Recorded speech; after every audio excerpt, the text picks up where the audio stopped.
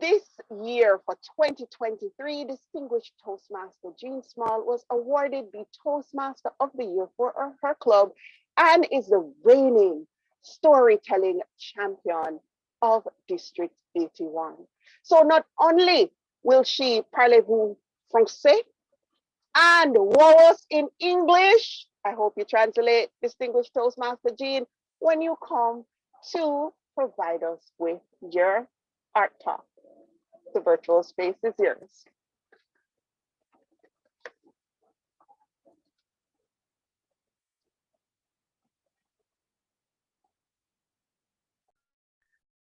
Are you hearing me? Thank you so very much, Toastmaster Joni. That introduction was full. I feel naked now. You've told everything about me. And I feel very honored to be here amongst all of you creatives today. I'm very, very conscious that I'm sitting in the presence of creative artists from all over the Caribbean, certainly from District 81. And I'm always interested in how creative people create, knowing that I went through what I went through to do the little that I have done and how I have done it. But I'm always interested in other people's creative process.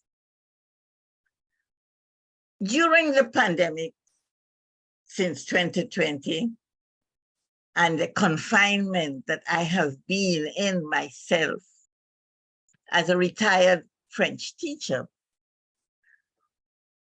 we all have been doing creative things during this time to keep our sanity and to keep our limbs and our minds active.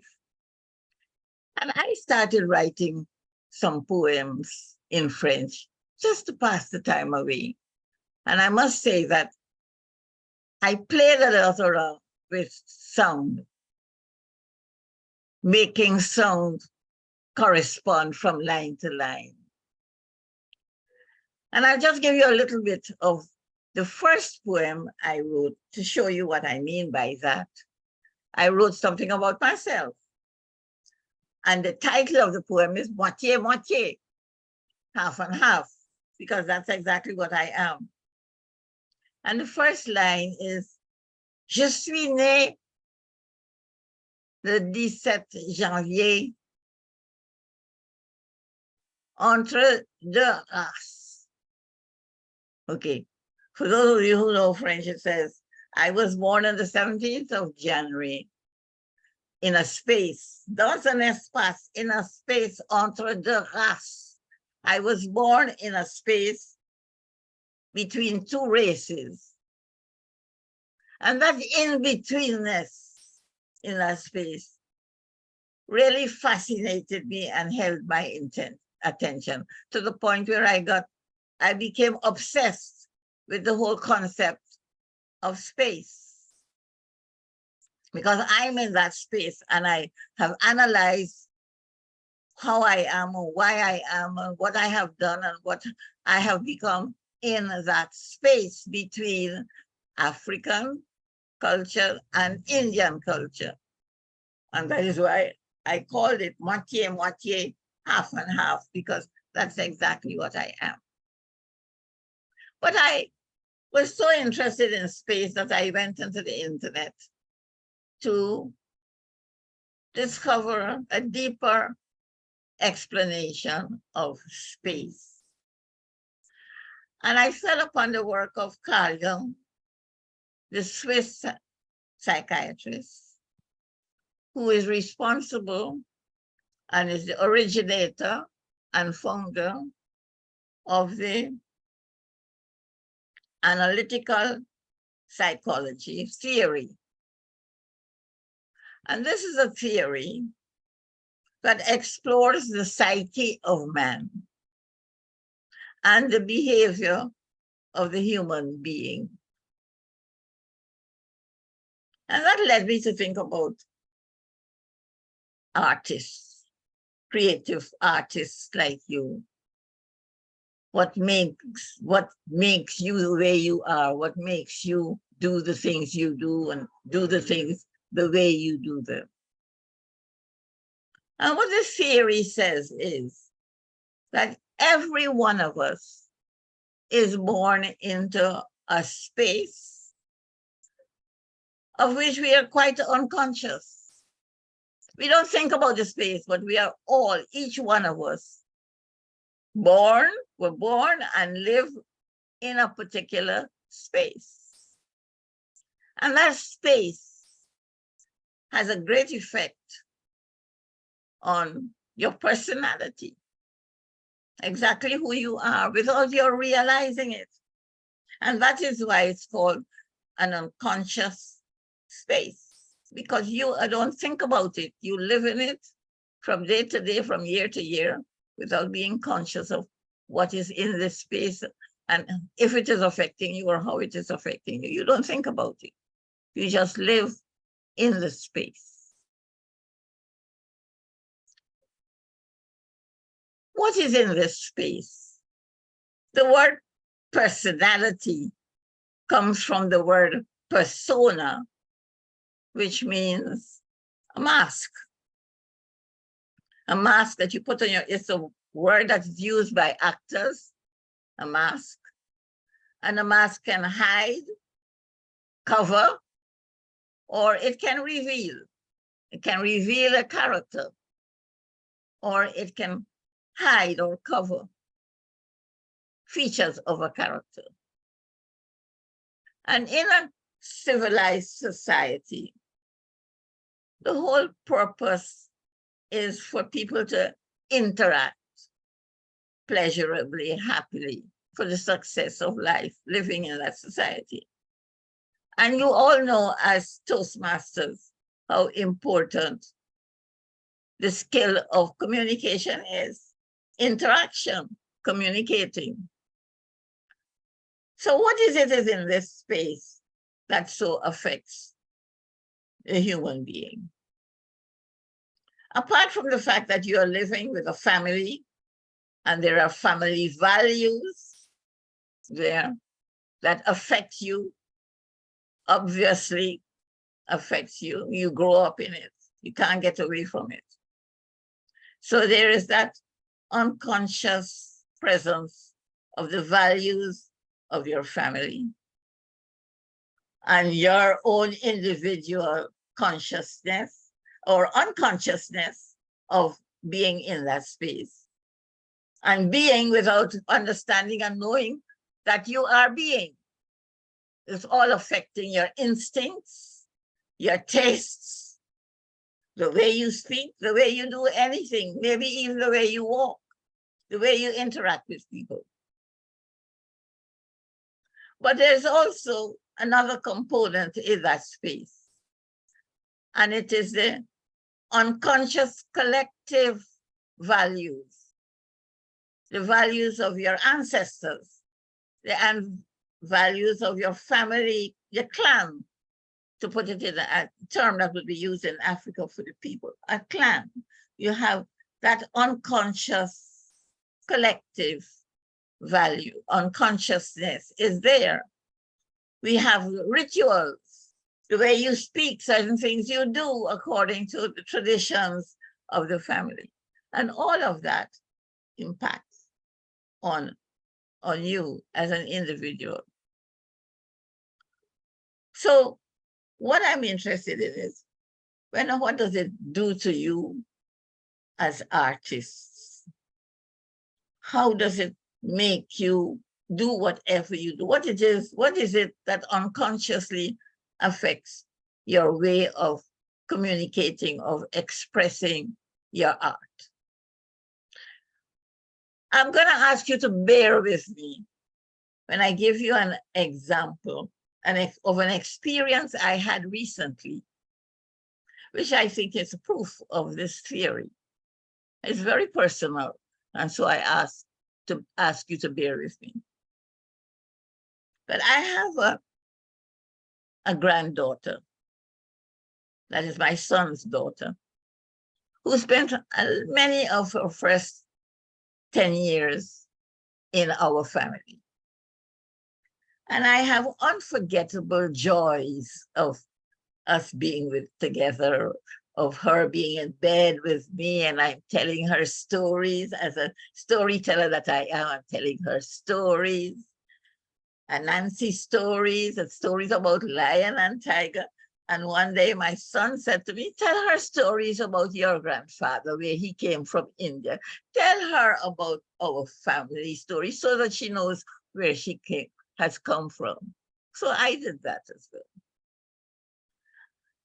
She also spent a lot of happy times listening to her father, who's a guitarist, musician, listening to his music, going to his concerts and sitting even amongst the musicians and feeling a part of it, being a part of that. She followed me in all of my cultural activities. I took her with me, so she was part of what I did as well.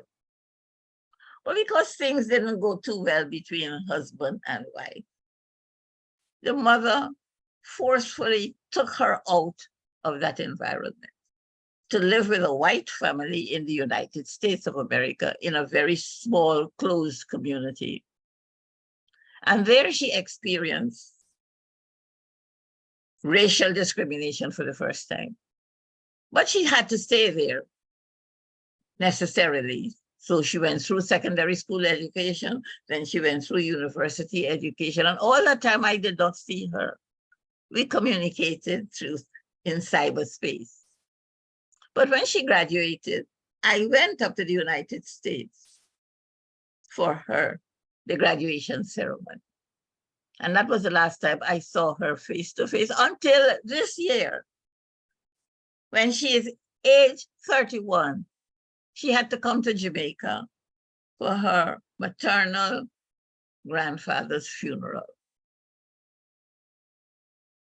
And one day naturally, she stayed with her mother's family because it was her maternal grandfather. So one day she called me and she said, Grandma, I'm just crying and crying and crying. I don't know why I'm crying. I can't stop. I'm just crying. I didn't say anything about that, although I had an idea. She was just nonstop crying. And she said she wanted to come and see me. So I said, yes, come. So she came over. We had a very warm meeting after such a long time. We had a meal together. And you know, there is nothing that brings people together like eating and drinking together. We had a meal together.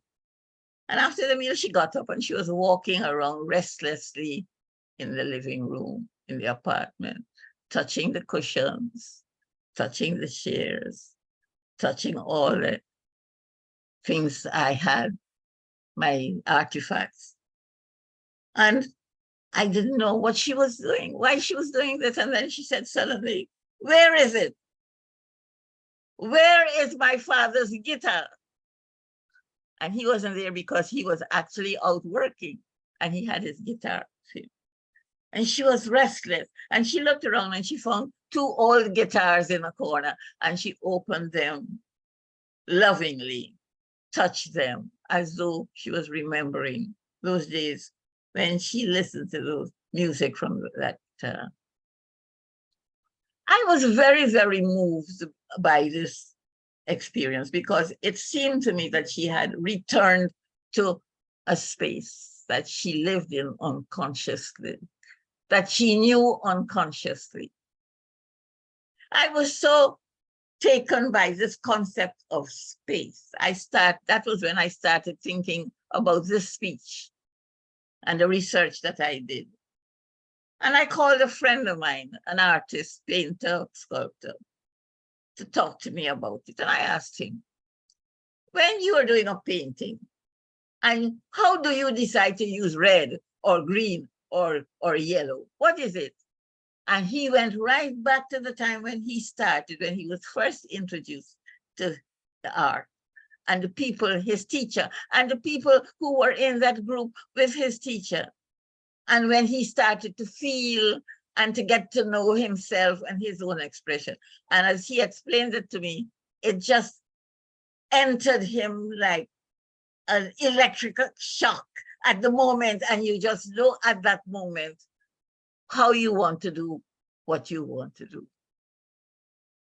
That made me think about myself. where I've come from, Guyana, as was explained at the beginning, on the flat land, on the flat coastal plain. Everybody, large percentage of the population lived on the flat land on the coast. I never saw a hill. I never saw a mountain. So I don't know what it is like to go up, up, up, up. We were all on the same plane. You go to the east or you go to the west. And I think that has had an effect on how I regard people. We are all the same. And I think it is the effect of my land on my own personality. That space that I was in, where we were all the same, loving and working together happily, not looking to climb over each other to go up top. And Toastmasters, I thought I would share that with you today and encourage you to look at yourself. As Carl Jung said, there is a tree of values, a tree from the beginning, from the roots, from where you are, right up to the whatever you have become and how you create. I hope that I have shared something valuable with you today. Over to you now. Shared something quite valuable with us today, distinguished Toastmaster Jean Small. And in the words of Shakespeare, I liked how you started off, all the world's a stage and we are the mere players thereon. I know you gave all of us great encouragement, speaking from your heart in our Art Talk segment. Everyone, round of applause. Now, I know everybody can't come on camera, but we know where the emojis are. We go down, we look for reaction, because remember, we're not in person where you can see the face, right? We're falling asleep. So that's the automatic default that we think is happening. If we love it, we're going to applaud, we're going to smile, we're going to throw those emojis up, especially if we can't come on camera to encourage our speaker. Thank you so much, distinguished Toastmaster Jean. As you can see all the applause happening. We were connected, we were there. We felt your Art Talk. Thank you so much. Moving on to the next segment, but before we do, let me call on our general evaluator, who will be leading us through introducing her evaluation team. Now, evaluation is a cornerstone of the Toastmasters experience. How does that fall into the moments of truth, you may ask? I mean, after all, evaluation, moments of truth, what would one have to do with the other? Am I right or am I right on this? This is a question. What would one have to do with the other? Well, that goes into program planning,